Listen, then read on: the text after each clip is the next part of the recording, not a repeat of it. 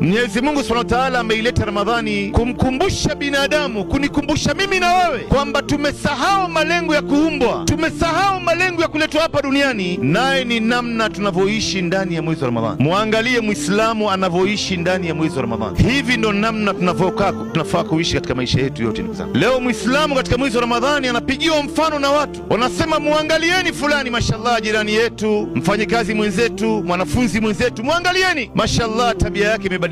Anaswali swala 5, salati al-fajr haimpiti, anaamka kwenye qiyamul layl ya tarawih, anasoma Qur'an, anafunga saum. Tabia yake, baadhi ya tabia mbaya mbaya alikuwa nazo, yote amewacha. Basi hivi ndo namna Muislamu anafaa kuishi maisha yake yote.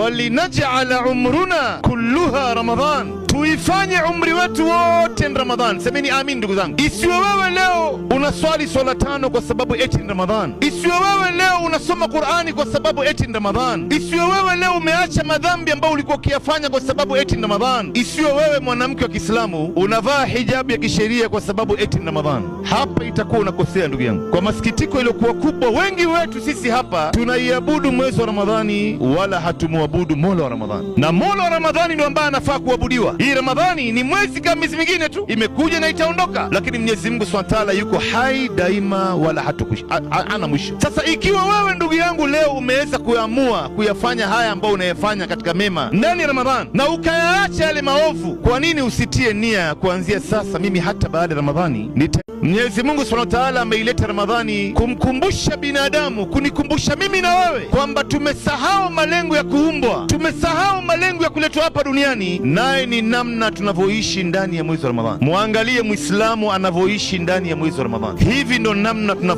tunafaa kuishi katika maisha yetu yote ndugu zangu. Leo Muislamu katika mwezi wa Ramadhani anapigiwa mfano na watu, wanasema muangalieni fulani, mashallah, jirani yetu, mfanyikazi mwenzetu, mwanafunzi mwenzetu, muangalieni, mashallah, tabia yake imebadilika. Anaswali swala 5, salati al-fajr haimpiti, anaamka kwenye qiyamul layl ya tarawih, anasoma Qur'an, anafunga saum. Tabia yake, baadhi ya tabia mbaya mbaya alikuwa nazo, yote amewacha. Basi hivi ndo namna Muislamu anafaa kuishi maisha yake yote.